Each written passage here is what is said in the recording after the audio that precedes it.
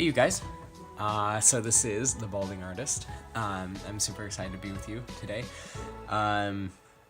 So basically, yesterday I posted a video of me doing a digital drawing of a red panda and a penguin, kind of like hugging it out, and I had a lot of fun doing it.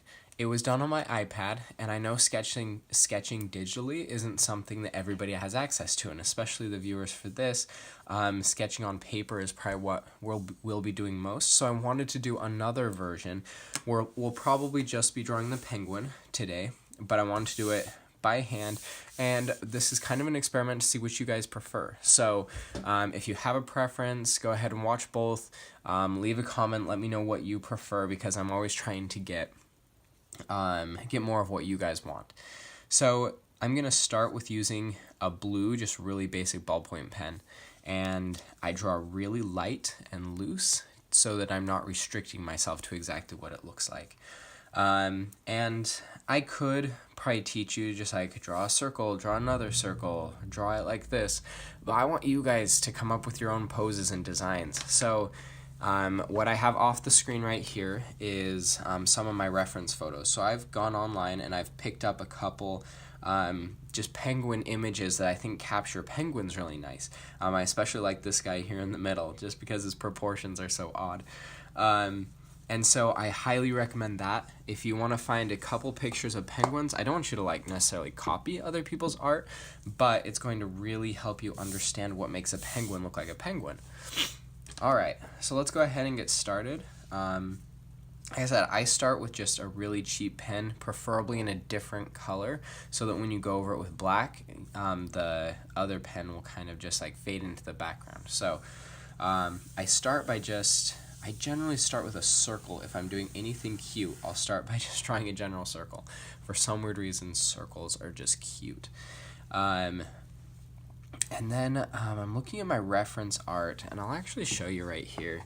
I think one thing that makes a penguin is kind of this dark area around the top with lighter on the bottom. So you can see most penguins, they start out really light at the bottom, then they have this like dark, what would you even call that? It's like the white around the eyes, and then that dark that goes down over the beak on almost, it looks like on all of them. So I'm gonna make sure that that is my biggest concern, is getting that detail in there. If I get that in there, then it should look a lot like a penguin. So I'm gonna draw, the head's a little bit small. I'm gonna draw another circle that looks kind of like the head, and then I'm going to make sure I get, there's where the eye is going to be, and then it's going to come down into the belly. So from the angle that I'm going, it kind of looks like he's looking down, so maybe I'm going to have something to give him to look at, so maybe a hole. And I'm actually going to shave off a little bit of his belly to bring it in here. So as you can see, I'm doing it light. Remember, do it light till you get it right.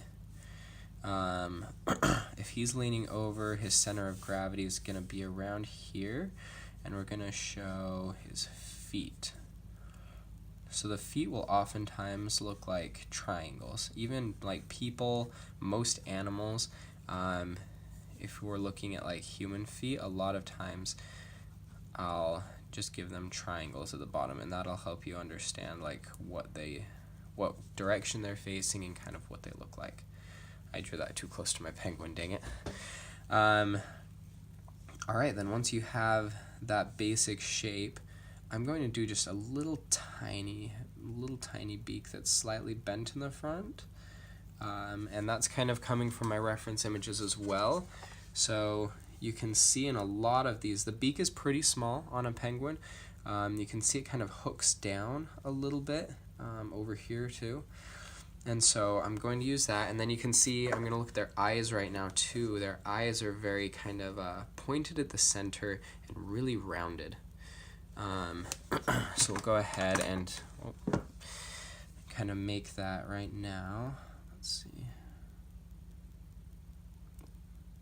Ooh, I like that. So, and I'm going to add a little bit of personality, so I'm going to make him just like a little bit frustrated, because when cute things are frustrated, I think it's a nice look. And when my son gets frustrated, I love it. The other thing, if you're looking at reference images, you'll see their wings kind of do this funny, like, I think this is one reason why I think penguins are so cute, is because it looks like they always have their elbows up in the air. They have this kind of thing where their elbow kind of goes up here, and it's because they're birds. If you think of birds, that's generally how they work. I'm going to show his other arm because it's going to be coming out somewhere right here. I'm going to show it like this. Alright, so now we've gotten a little bit closer. I'm going to adjust that hole that he's looking into. Honestly, I'm not going to, actually it's not going to be a hole. I'm just going to change this into a fish. So you saw like before it was just like this oval on the ground. If you just give a little peek to it, it's going to start having a little bit more dimension. It's going to be a dead fish. Because why not?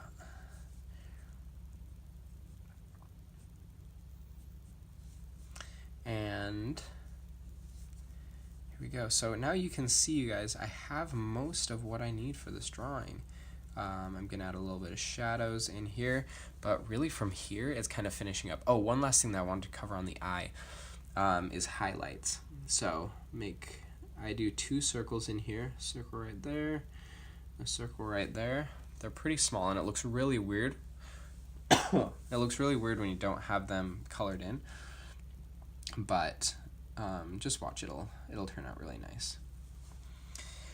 It almost looks like he's guarding the fish from somebody else because he's gonna eat it. So yeah, I would just go back through, take a look at everything. Are the feet exactly how you want them? Do you want little nails on the flippers? And then once you feel like you have it, there's no reason why you can't start going in. You'll notice I've gotten a little bit darker as I've gotten a little bit more confident in what his shape is. And what's nice about this, oh, I need a little tail. There we go. What's nice about this process is you see this line, it was way off of where I wanted to be, but it's kind of disappearing. And especially as I go darker, you'll see that almost disappear to where you can look right past it. And then this is why I have a problem with a lot of the drawing videos that like draw it the first time perfectly, because that's not how art works. It's usually something like this where you just gradually find the shape, then you go in dark, and then you might trace your own drawing, or you might just start over from scratch knowing exactly what pose and stuff. You can be looking at something that you've done, and that's like all those videos that you watch and all those books that you read that have like the steps perfectly laid out. That's not the drawing process, and that's not how it works. So don't be afraid to draw and mess up 1 or 2 times. Those people that have those step-by-steps, and I'll probably throw up a couple times. I'm not trying to slam any other artists, because art out there is good. And so what you want to be aware of is just that they had to draw that image that they had. I'm actually going to start with a lighter black. They had to draw that image that they had several times before they got it right. And so you're seeing kind of just half of the process. So what I'm doing now is I'm getting my black pen. I have a Sharpie pen. I did do a post recently about all of my favorite pens on the blog. So if you want to go to thebaldingartist.com, there's a post on there about the 5 pens that I keep around consistently, and why I like them. And this Sharpie pen is definitely one of them.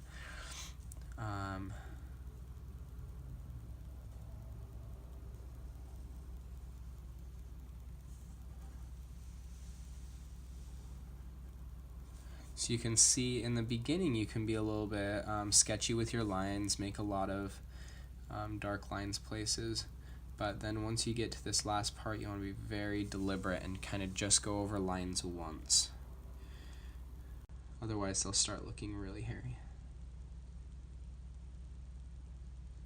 So I think I'm going to fast forward a little bit here, and you can kind of watch how this kind of finishes and comes to life. So I'll see you on the other side.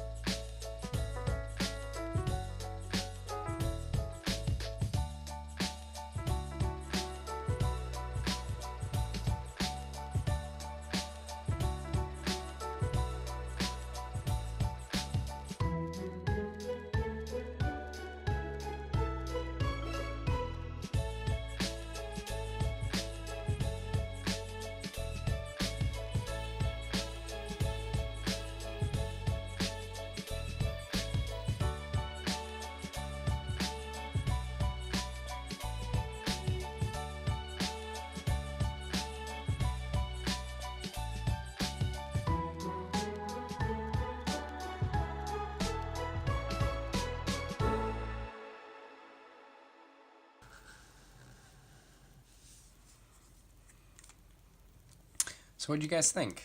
I think he's pretty cute, and as you can see, like, our blue lines that we had before are all but gone. They're pretty much disappeared,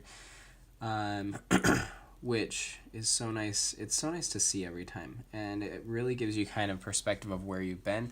And believe it or not, those lines that are there, they actually add a lot of life and interesting things to your images. A couple things I wanted to point out that I thought you might find interesting is around the eye. Eyes are rarely just like a single shape like this. And even if you get a really nice shape, that's just not how eyes work. They're not just one layer. They have different like folds. So usually I'll go over it again and just add a couple like lines around, maybe a couple dots to show a little bit of shading. But they're a matter of like different folds and layers. So that's one way to bring your eyes to life really easily.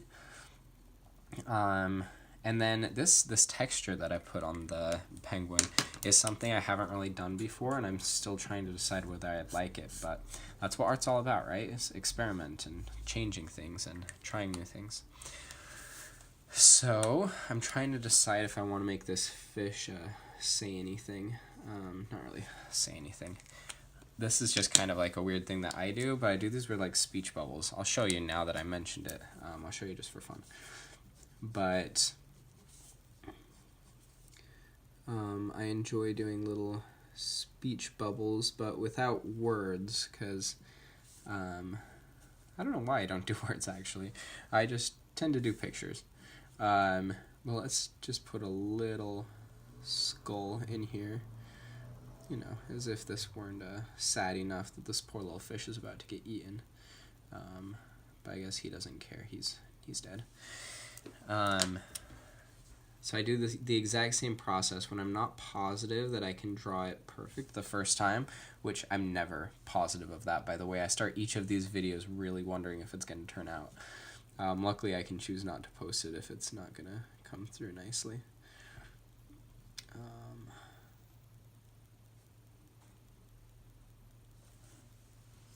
There we go. I usually push the bottom line a little bit heavier. It makes it kind of look like it has a shadow and gives it a little bit of a 3D look. Alright, you guys, I think that's all for today. If you liked the video and want to know when I post more, feel free to subscribe, feel free to like. Please comment if you like this more than the digital version. Please let me know, and I'll make sure to do more of what you guys like, because that's why I'm here. I really appreciate you guys for watching. I love helping young artists. Let me know if there's anything specific that you want to see, and I'll talk to you next time. Bye.